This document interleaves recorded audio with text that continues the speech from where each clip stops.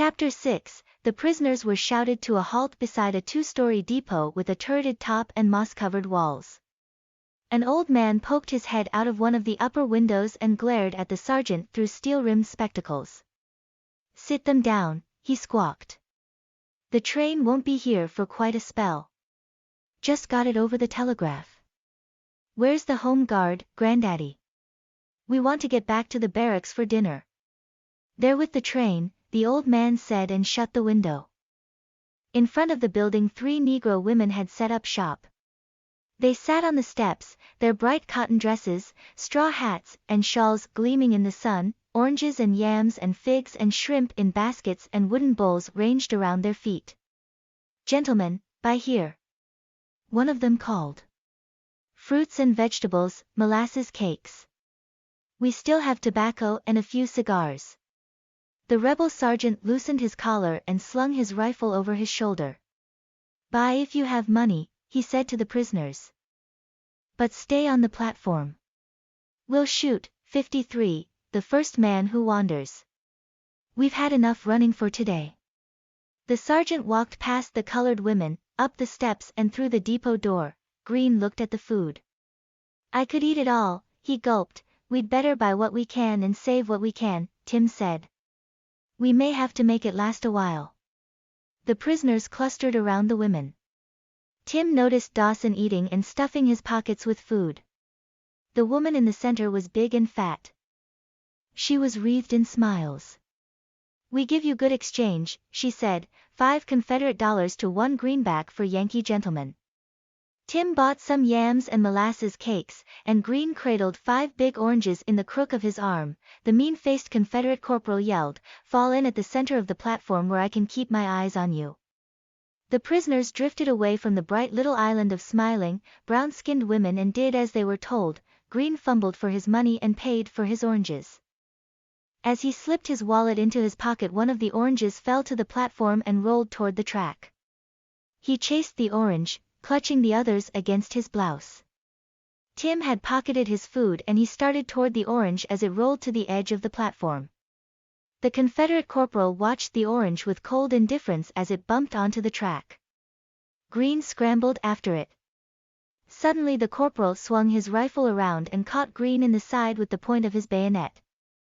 The wounded boy cried out in pain. The other oranges, 54, dropped from his grasp and bumped and rolled onto the roadbed, bright spots against the stones.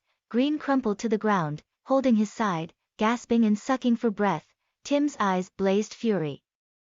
"Why, you damned fool," he said. He turned his back to the corporal and knelt beside Green. The sergeant appeared from the shadow of the doorway. "Corporal," he rasped, "we've had enough trouble today without you doing a thing like that."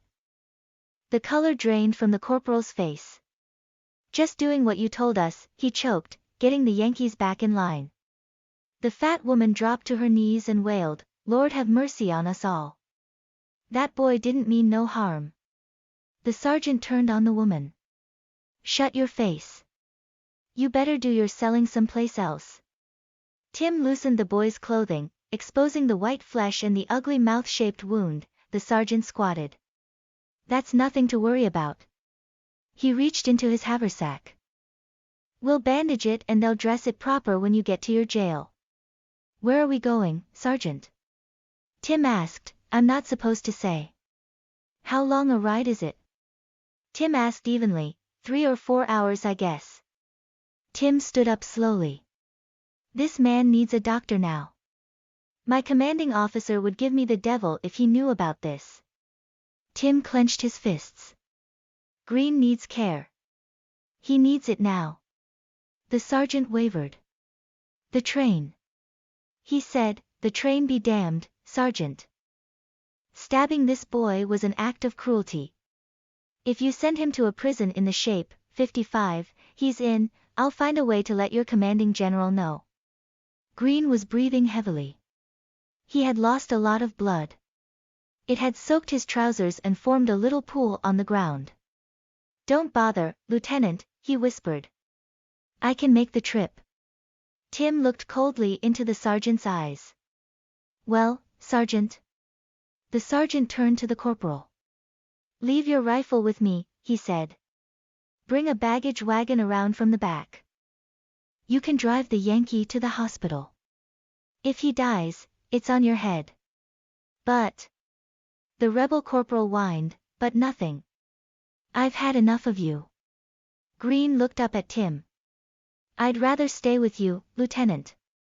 You can't do that. You'll be better off in a hospital.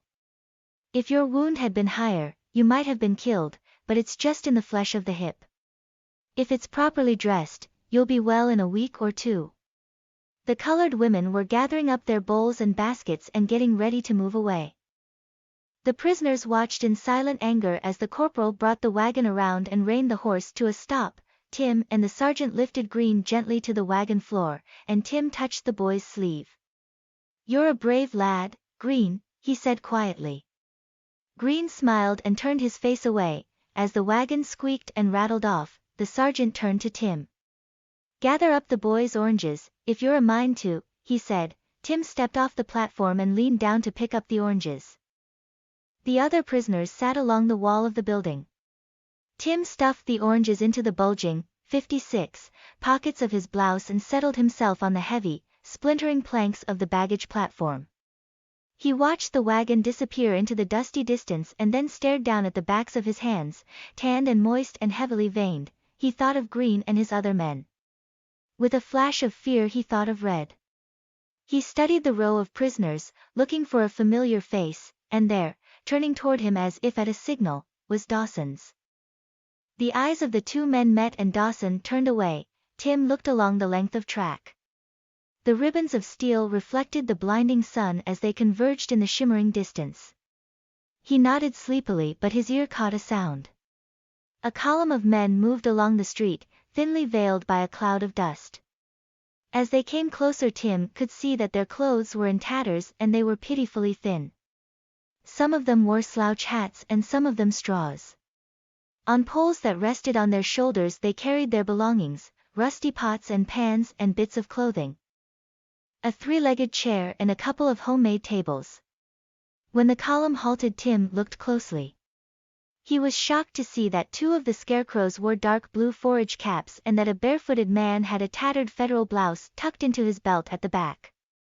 They must be Yankee soldiers captured many months ago. Their faces were sunken and vacant. They put down their rattling, tinkling poles and settled against the wall near the far corner of the building. Tim felt a little sick. He turned his eyes away and rested his head in the flats of his hands and went to sleep. 57, Chapter 7, the shriek of a whistle brought Tim to his senses. He was steeped in sweat and he shook his head and blinked at the train as it backed slowly toward him, its bell clanging, its wheels singing and screeching. 6 freight cars and a caboose made up the train. Up forward the stack of the engine stood high above the cars, belching smoke and sparks. Along the tops of the cars the ragged men and boys of the Home Guard stood with their muskets held loosely in their hands.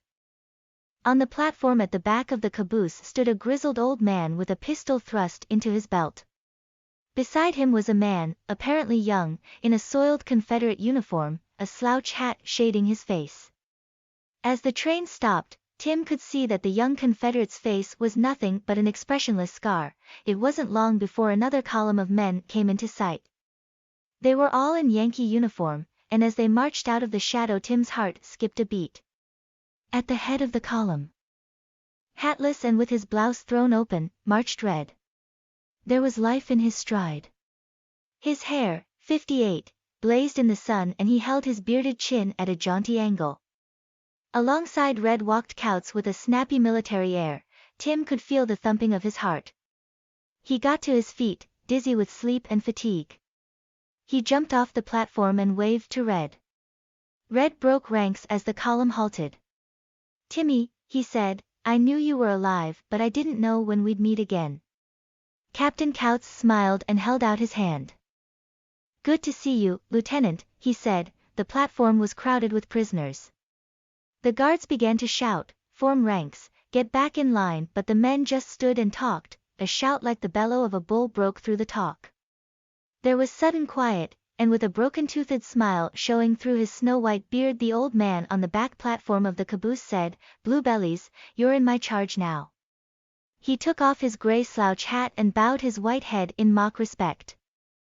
When a prisoner steps out of line, my men will shoot to kill. My sergeant here will stand by one car at a time and count 30 men into each. Now get to your feet.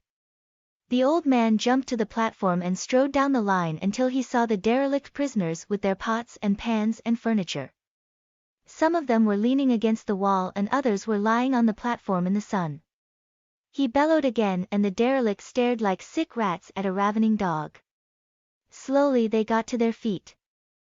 Proud Yankee bucks, the old man sneered. The emaciated prisoners reached for the poles that held their belongings. What the hell is this? The old man screamed, frightening one of his charges so that he dropped the end of a pole, 59, letting his belongings clatter to the stones. You can't take your junk on the train. The men stood silent and timid in the sun. In a treacly voice that could barely be heard, the old man said, just leave your stuff here and bring up the rear. Filthy bullying pig, Tim said between his teeth, then his anger waned and he turned to Red. I thought I'd never see you alive again. Red kept his voice low as the old man passed close to them. A Confederate captain told us you were still alive. Red moved closer to Tim. Captain Couts has a plan of escape, he whispered. It was just to be the two of us. I imagine you'll want to be coming too. Tim raised his brows. That's why you marched in here happy as a raw recruit. The old man stood on the platform, his pistol in his hand. No talking in the ranks, he ordered. Move forward and be counted in. Stick together from now on, said Couts in a tight-lipped whisper. He looked sharply at Tim. We jump from the train. I give the sign. They were the last to be counted into the car ahead of the caboose. As they approached the door, Tim held his breath as the scar-faced sergeant counted, 26, 27. And Red was 28, the guards kept their places on the tops of the cars. All the doors on the opposite side of the train were shut and probably locked. As the prisoners climbed into the car, the smell of cow dung and urine struck them full in the face. The last ones in sat near the open door. Tim's head ached and he was stiff in every joint, but as he leaned against the boards of the cattle car with Couts, 60, on his right and Red on his left, he smiled to himself. Friends, that's what a man needs, he thought. It's going it alone that makes it tough. Couts turned to Tim. I've studied maps, he whispered, slapping a slight bulge in the lower part of his blouse. I thought about capture before we attacked the fort. Tim glanced at Couts and for a moment he couldn't believe his ears. Couts had never shown the slightest doubt that they would take the fort. On this train, he heard Couts say, we will probably head for Columbia. If so, we jump south of the city. We might branch west towards central Georgia. If we do that, I'm for jumping as soon as we see our chance. In either case, our objective would be eastern Tennessee. If we should head south along the coast, we jump near Beaufort. Couts looked around the car and leaned close to Tim. The giving of the signal will depend on the position of the guards, the degree of darkness and other things. His whisper became a hiss. We will be taking great risks, in any case. I will go first, then Kelly, then you. The sergeant looked into the car. His skin was mottled purple and pink and white, scarred so badly that his face could express no emotion. When he talked, the glistening skin crinkled dryly around his mouth. His voice came soft and deep. We have to put 3 more men in here, he said with something that sounded like regret, but I'll keep the door open if you behave yourselves. In this country, he said, escape is foolish. Don't forget that. He clamped his jaw shut and moved along to inspect the other cars. 3 of the derelicts crawled into the car and collapsed like half-empty sacks of meal, 61, while Couts had been talking. Red had sagged and fallen asleep. I've had a little sleep, Tim said to Couts, you sleep now and I'll stand watch for an hour or so. Fine, Couts said. He rested his beard on his chest and went to sleep. Tim smiled to himself. He even sleeps efficiently, he thought. As he smiled, his eye was caught by the gaze of one of the derelicts. The man stared into Tim's face with vacant, luminous eyes. Tim took 3 of Green's oranges out of the pocket of his blouse and held them toward the man. "You're hungry," he said. "One of these for each of you might help." The man's emaciated hands shot out, grasped 2 of the oranges and clutched them to his body. He reached for the other with something in his pitiful face that made Tim draw the 3rd orange back. "One to each," he said. The man's lower lip quivered. He grasped the oranges and turned his back and started to claw at one of them. Another derelict saw his chance, plucked the other orange from the man and tore at the skin with his teeth. He sucked and bit as the juice ran down his tattered shirt. The train whistle gave a sudden, piercing shriek and the cars bumped together with violent jerks. The 3rd Yankee derelict, a boy still in his teens, opened his eyes. Tim leaned over and handed him the 3rd orange. He took it silently, turned it around and around as if it were a ball of gold, as if spending the wealth would take some thought. He put up his knees to make a shield, and with his thumb and forefinger gently peeled off the first strip of skin, and the second, and the 3rd. When the orange was peeled he quartered it and ate deliberately, gasps of pleasure punctuating every gulp. Now the shouts of the guards and the roaring, cracking, 62, voice of the captain rang along the platform, and the train moved slowly forward. The door on the right was left half open. Tim watched the shadow of the train as it moved along beside the tracks. It must be past noon. Was it this morning they'd attacked the fort? The train jerked and stopped. With a squeaking and clanking of tortured couplings it started again and gathered speed. Warehouses and sheds flicked by in a blur, like bits of faded glass in a kaleidoscope. As the train left the city by the sea the landscape was flat, dotted with brown-leaved little trees and tall pines with trunks which reached high and bare before they branched into thickly needled clusters. Once when the train slowed down for a moment the face of one of the guards hung upside down from the roof of the car, then disappeared again. As they rattled through the countryside Tim was the only one in the car who stayed awake. The train swayed and rocked across huge swamps filled with trees with swollen roots, their branches dripping with Spanish moss. The pungent odor of stagnant water and rotting wood mixed with the smell in the cattle cars. Tim's senses dimmed. His head dipped and came up again. He pinched himself, stood up and steadied himself against the door frame of the car. Coutz's head snapped up. "Have we changed direction?" Tim sat down. "No," he said. "I judge by the sun that we're still going roughly northwest." "How long have we been on the road?" "About half an hour." "No chance for Beaufort now," Coutts said. "They're taking us to Georgia or Columbia. There's a place called 6-3, Branchville just ahead. If we fork right, it will be Columbia. I hope that's what we do. My maps don't cover much of Georgia. Then there's the matter of getting help. We can't get to our lines without some help. They say there are Unionists in North Carolina and Tennessee. Then we go north, no matter what." "It looks that way," Coutts said. "Get some rest, Lieutenant." "I've had enough sleep." 64, Chapter 8, the train jerked to a stop, and after a spasm or two was still. Tim groaned and opened his eyes, got up, and stretched and poked his head into the blinding light outside the car. The crack of a pistol sounded in his ears. A bullet sang past his head and dug into the side of the wooden car. He ducked back into the car, feeling the blood drain away from his face. Slowly he sat down again on the floor of the car.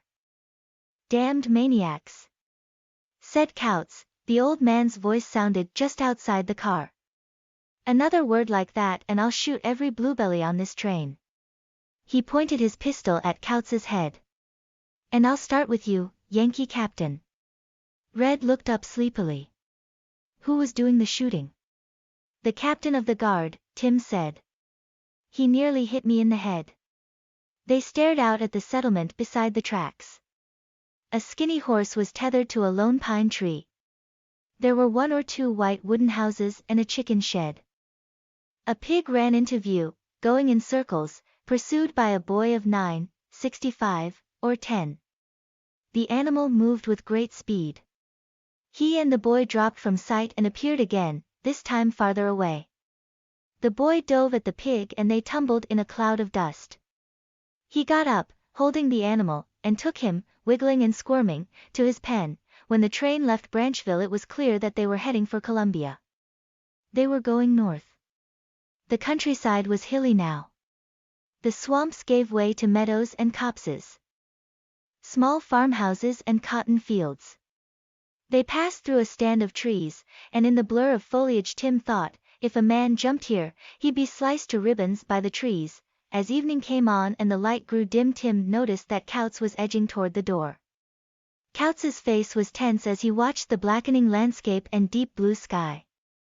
Now the wheels beat a slower tattoo and the whistle shrieked. There was a different sound as the train rumbled onto a rickety trestle. Couts reached out and touched Tim's arm. Soon, he whispered. Tim shook Red's shoulder to be sure he was awake. Captain Couts says soon. Red lifted his head. Any time, he said, crawling past Tim so he could follow Couts. Couts crouched tensely by the door. The train droned across the trestle. Tim thought, Couts must plan to jump when we get to the other side. Suddenly Couts reared back and sprang from the train, and Red crouched to follow him. Tim reached out, grabbed Red's blouse and pulled him back. We're over water and you can't swim, he yelled. Above the rumble of the train they heard a shot from the caboose and a yell, and then another shot that echoed against the surface of the Congaree. Tim looked wildly toward the door. Our chance is gone for now, he thought. 66. The rumble stopped as the train reached solid ground again and passed into a wooded area. The prisoners began to stir. Did someone get away? Asked a timid voice.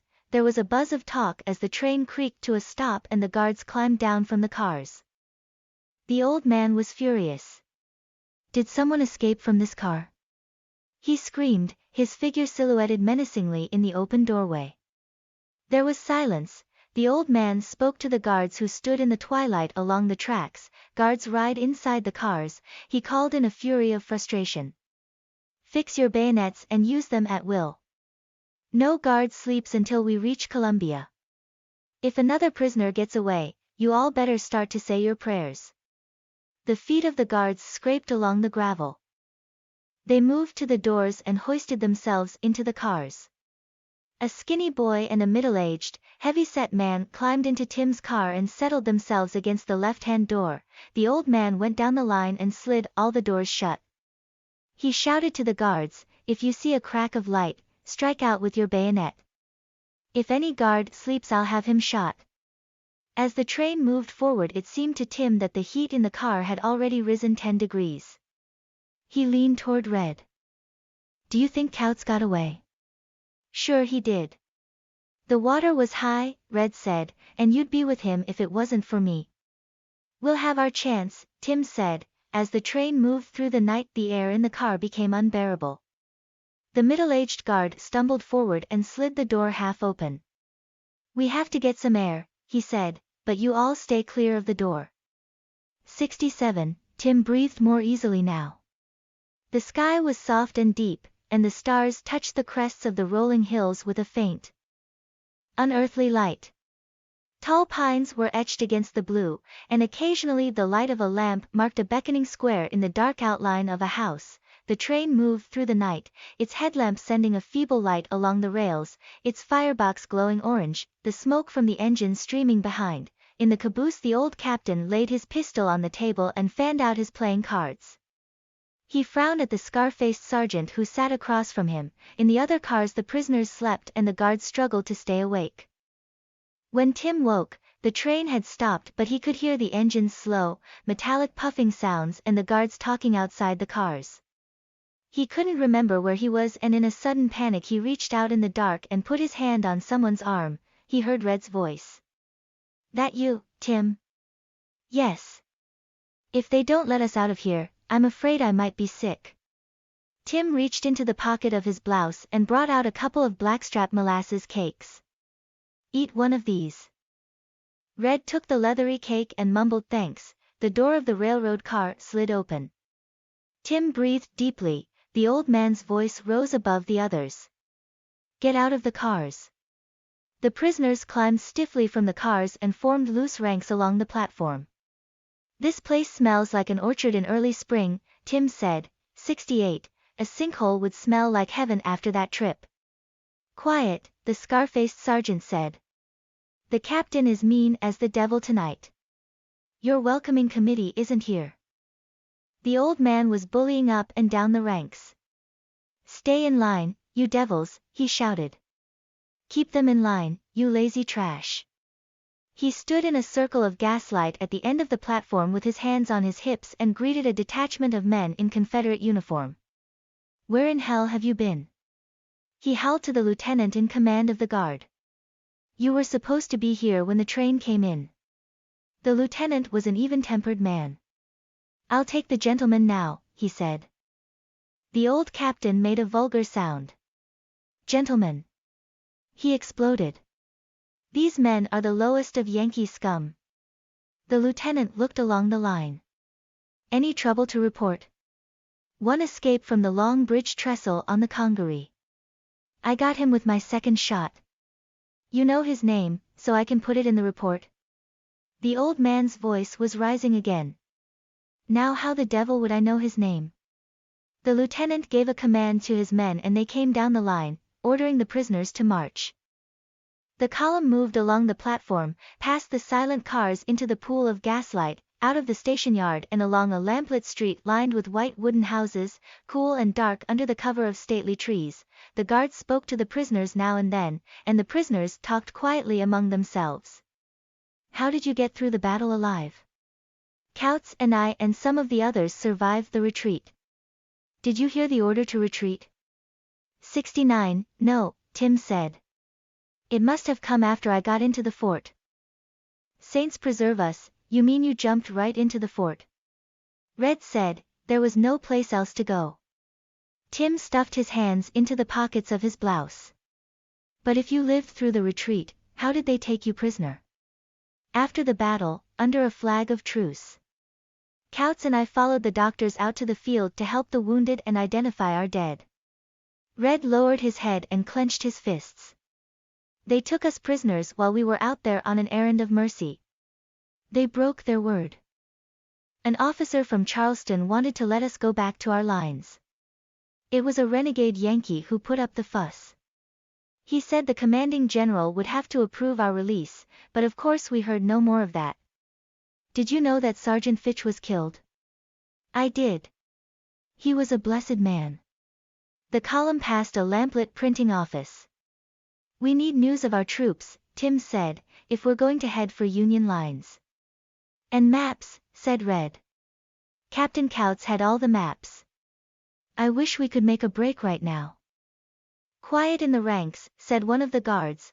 The men's boots sounded on the pavement, a bell in a nearby tower told the hour. When its echo had died away, the voice of the town crier sounded in the street. 10 o'clock and all's well. The Confederate lieutenant called a halt in front of a 3-story building that appeared to be a jail. It was built of brick, and the windows were heavily barred. 4 steps led up to a door in the middle of the building, and beside, 70, the steps. Just under a lamp, stood a prison guard. The man's features, lit from above, were ghoulish in the yellow light. The lieutenant spoke to the guard. Captain Sen is nowhere about, I suppose? No, sir, he's not. He won't be back until tomorrow morning. Did he leave any orders for these prisoners? Not that I know of, Lieutenant. Then we'll set up camp in the vacant lot at the corner of Gadsden and Taylor Streets. The lieutenant turned to the prisoners. Will the officers step forward? Please. Tim, Red, Dawson, and 2 other men stepped out of the ranks. I'm afraid you'll have to wait till morning for a ration of food, the lieutenant said. Did they feed you before you boarded the train? Tim looked toward Dawson, the ranking officer, but Dawson didn't speak. Most of us have had very little food today, but we're so tired that if we have some place to sleep we can manage until morning, Tim said. I'll see that you get rations at the crack of dawn, the lieutenant said. The officers will probably be billeted here, but I don't know what plans we have for the enlisted men. The prisoners were marched around the corner and settled in an empty lot, under the watchful eyes of the guards. Tim and Red rolled up their blouses for pillows and lay down under a spindly tree. Red lay on his side. Why is Captain Dawson avoiding us? He asked. Poor devil went to pieces in this morning's assault. 71. I had to pry a dead boy loose from him and slap his face to bring him to his senses. He's been heading for trouble for a long time now. A soldier near them groaned. Why don't you boys go to sleep? Tim lay on his back and looked into the sky. The stars cast a faint light on the shapes of the prisoners and the sentries standing around the lot. Tim couldn't wait to escape. In his mind he raced like a phantom through the pine forests of North Carolina and across the mountains into eastern Tennessee. 72. Chapter 9. In the morning a warm, westerly breeze was blowing across the river where it flowed past the city just to the west. Tim noticed that a railroad ran close by. As he looked to the north he noticed that it followed the river's course. In the east the sun was rising, round and red above the State House roof. The war seemed far away from this peaceful southern city. There was a fine green park nearby, and just across the street, in the side yard of one of a row of neat clapboard houses, a line of white sheets flapped in the breeze. Red was still asleep as Tim got up. He pulled off his boots and shook out his socks. Then put his socks and boots back on again. He walked to a well near the corner of the lot. A guard standing nearby nodded to him, and Tim pumped some water and doused his head. Is the water good for drinking? He asked. I reckon so. Tim cupped his left hand and pumped and drank the clear, cool water.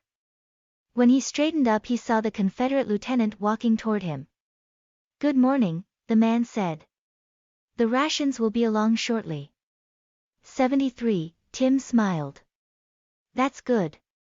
My name is Davis. The lieutenant said suddenly. My home's in Georgia. How about you? Tim smiled again. Bradford, he said. I'm from Connecticut. The lieutenant raised his hand in a kind of salute and moved off, walking easily among the prisoners, talking to Dawson first and then to some of the other men. A wagon rattled into the lot, driven by a big young Negro boy perched high on the wooden seat, smiling proudly and nodding to the Confederate lieutenant.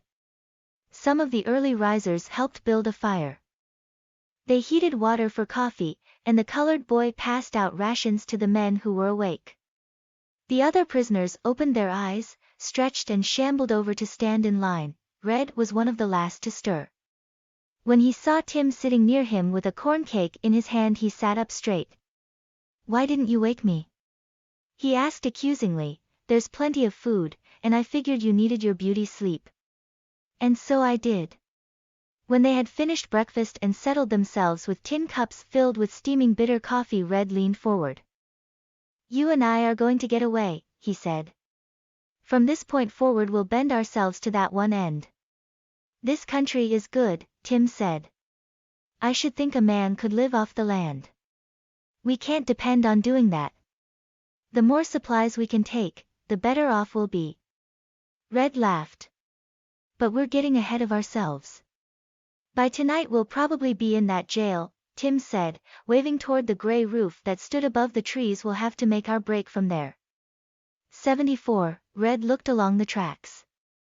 It would help if I could swim, he said with a touch of bitterness. We'll ask the guards to give you lessons in the river yonder. And then in 3 or 4 months, when I'm good and ready, we can beg their leave, Red said with a grin. About mid-morning a man, who must be Captain Sen, and a fat, dull-eyed corporal walked with Lieutenant Davis to the middle of the lot. Sen was a humorless man who wore his immaculate uniform awkwardly. He sported a blue forage cap and white gloves tucked into the crimson-edged belt that was looped around his slightly oversized blouse. He carried no pistol, but a long sword bumped against his side. His stiffness contrasted with the easy manner of Lieutenant Davis. The lieutenant asked the Yankee officers to step forward. This is Captain Sen, he said, Commandant of the Post Guard. Sen cleared his throat and faced the 5. You will be in my charge, he said, looking at Dawson. You will be imprisoned on the 2nd floor of the jail. If you try to escape, and you don't get shot, I'll give you a spell of solitary confinement. He tapped his foot, fingered the tassel that hung from the handle of his sword, and smiled frostily. And where would you go? Sen nodded to the fat corporal, who had a large ring of keys dangling from his belt. This is Corporal Addison. He will show you to your quarters. Addison's heavy-lidded eyes moved dully from one Yankee face to the next. He stuck out his lower lip, motioned with his head, and shouldered his rifle. The 5 Yankee officers understood that they were to march at the corporal's side.